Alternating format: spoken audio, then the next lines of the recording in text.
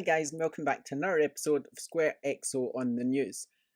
Today on the news we're going to be talking about the charts as it's Monday, but before we start, don't forget you can follow us at squarexo.co.uk, twitter.com/square_XO, facebook.com/squarexo, we're also at patreon.com/squarexo, and youtube.com/johansonwater.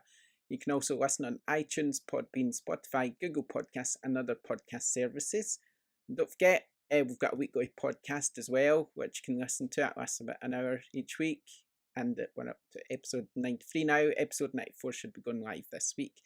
Okay, on the website, before I start again, I just want to update you on some of the things we've got on there, because there's been quite a few reviews this month. I think we're up to at least 25, probably more than that actually. I can't keep count, we've done that many, but today Dirt 2.0 went live. We also had the review go live for Far Cry New Dawn. Over the weekend we had Degrees of Separation, which was quite a nice sort of little indie game. It's quite nice. Also Intruders Hide and Seek, Crackdown 3, Mix Up Spy Powgy. These are just some of the most recent ones. Metro Exodus, Jump Force. So all the biggest games released last week, we've covered them all. So make sure you check out the website squarexo.co.uk for those latest reviews. Okay then, let's get on with the gaming news then. That's why we're here, and we're going to talk about the charts. Right, these charts obviously just for last week. Obviously that's physical only, it doesn't include digital, so that does play into a lot of it. So the new number one, congratulations to Far Cry New Dawn, which pipped Metro Exodus by just 2,000 units. So it could be that Metro Exodus outsold it digitally, which would mean it would technically be number one, but we'll never know until they start including digital sales in the charts. But anyway, Far Cry New Dawn is this week's new number one game in the box retail charts. So the game's launch week sales are 86.5% down over last year's Far Cry 5, so it's not sold anywhere near as much as that. Also 60% of Far Cry New Dawn sales came in PS4, 39% on Xbox One, with the rest on PC. Like I say, Metro Exodus only missed out by 2,000 units. However, the game's posted a better opening week than the last game in the series, which was Metro's Last Light, and apparently launch physical sales for Metro Exodus are almost 50% higher than Last Light, so that's pretty impressive. 57% of sales for Metro Exodus came on PS4. Also in the charts, we've got Red Dead Redemption 2 at number 3, and at number 4 was Jump Force. Apparently the game performed best in PS4, accounting for 76% of the game's launch sales. Again, no surprise really. The most disappointing launch of the week, we'll get to that in a minute. We'll just go through the rest of the top 10. Number 5 was FIFA 19, number 6 was Resident Evil 2, number 7 was New Super Mario Bros. Deluxe, number 8, Kingdom Hearts 3, number 9, Mario Kart 8 Deluxe, and number 10 is Call of Duty Black Ops 4. So now you're wondering, so where's Crackdown then? Well, Crackdown was really the most disappointing launch of the week. Crackdown 3 barely managed 10% of what Crackdown 2 managed at launch. So that is really bad. Apparently Crackdown 3's probably done better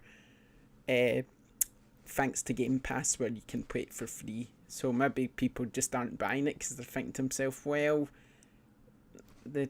it's just a single player game. The multiplayer, I've not really played the multiplayer. I tried to play in the beta, but I missed out on that. I've played single player, I've reviewed it. I think it's a fun game, I really enjoyed it, but I can see why people maybe wouldn't want it. So sales really down. I mean, it sold something like 4,000 units or something, really, really disappointing. However, maybe Microsoft aren't too bothered about it. I was just looking at the Metacritic actually for these games we were just talking about. And the charts, Metro Exodus managed to get 84 overall from reviewers, which is pretty impressive. Crackdown 3 was down at 58, and Far Cry New Dawn got 73. So I mean, it's kind of a mixed bag for the releases last week. Dirt Rallies just went live. I know we gave that a 10. I don't know what everyone else has given it. So it'll be interesting to know how well that game's gone down.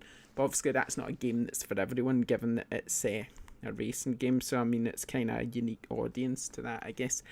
Right, and we've got one more bit of news. I do like to talk about charts, but we'll talk about this last bit of news because it is quite interesting, and it's apparently Nintendo is going to be joining the VR party. According to rumours from Nintendo World Report, it says that Nintendo plans to make a VR-related announcement possibly this year. According to the report, a small selected number of traditional first-party software titles could receive VR support in the not-so-distant future. So I guess that's going to be the Mario games or whatever. Looking over the diagrams posted in the report, and according to rumours, it seems that it will be released as part of the Labo toy line. So does that mean it's going to be like a cardboard VR? I don't know if it sounds like Google Cardboard. You may as well just get Google Cardboard out and just, that'll probably cost, you'd probably be able to, if it is a cardboard VR, does that just mean you can actually use Google Cardboard and just play the Nintendo Switch games using that? I don't know if I signed that. We'll see what comes of that rumour. Actually, there was also a rumour that they're going to release a Nintendo Switch Mini as well. Don't know what I think about that. I quite like the size of the Switch. It is a big screen. I don't think I want to shrink my games down even smaller. But I can see how that would appeal to quite a lot of people. Obviously, it could help replace the 3DS, which is an absolutely great machine of 3DS.